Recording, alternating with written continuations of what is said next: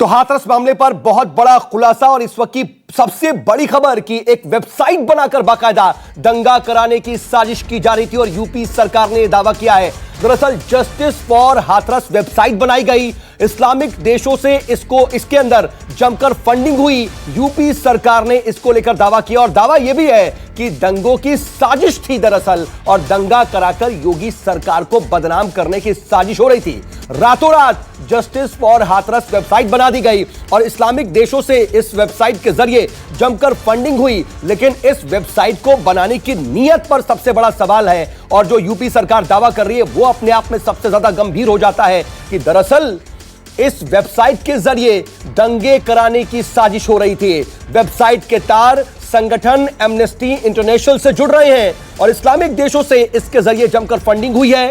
जांच एजेंसियों के हाथ चौंकाने वाले सुराग लगे हैं इस वेबसाइट को लेकर। हालांकि वेबसाइट को फौरन बंद कर दिया गया है। वेबसाइट में फर्जी आईडी से जोड़े गए हजारों लोग भी थे और मदद के बहाने दंगों के लिए लगातार फंडिंग की कोशिश की जा रही थी। देश भर में जातीय दंगे कराने की तैयारी इस वेबसाइट के जरिए की जा रही थी, यह खुलासा हुआ है और मुस्लिम देशों और इस्लामिक कट्टरपंथी संगठन इसके जरिए फंडिंग कर रहे थे। यूपी सरकार यह बड़ा दावा कर रही है और अपने आप में इस वेबसाइट के जरिए जो इसकी कोशिश थी और जो इसकी नीयत थी वो सवाल खड़े करने वाली है।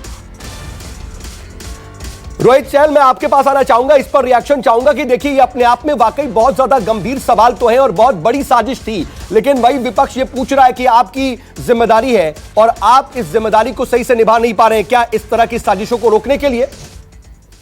साथ जी देखिए, आपको ध्यान होगा एमनेस्टी इंटरनेशनल पर भी हाल ही में देश के अंदर जिस तरीके से प्रतिबंध लगा है, आपको ध्यान होगा जो उसकी गतिविधियां थी किस तरीके से भारत विरोधी थी। और सबसे महत्वपूर्ण, जब निर्भया का जो दुखद जो घटना हुई थी उसके बाद जब बलात्कारी को फांसी देने की बात हुई तो उसी ने कहा था कि नहीं, फांसी की सजा नहीं देनी चाहिए, एमनेस्टी इंटरनेशनल ने कहा था। और उस एमनेस्टी इंटरनेशनल के सपोर्ट में कौन आता है? यही भदौरिया जी जो बैठे यही डिबेट कर रहे थे उसके समर्थन में। एमनेस्टी इंटरनेशनल के समर्थन में कौन कर रहे थे? कांग्रेस के नेता इस अलका लांबा जी बैठ के जो यहाँ बैठी है वो लोग सपोर्ट कर रहे थे।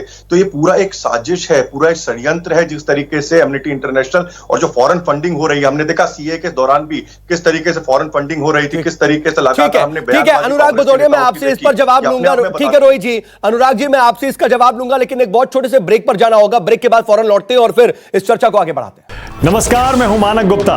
अगर आपको हमारा ये वीडियो पसंद आया हो तो इसे लाइक और शेयर जरूर करें और हां, हमें सब्सक्राइब और फॉलो करना ना भूलें ताकि आप देश और दुनिया की कोई खबर मिस ना करें। तो जुड़े रहिए हमारे साथ और देखते रहिए न्यूज़ 24।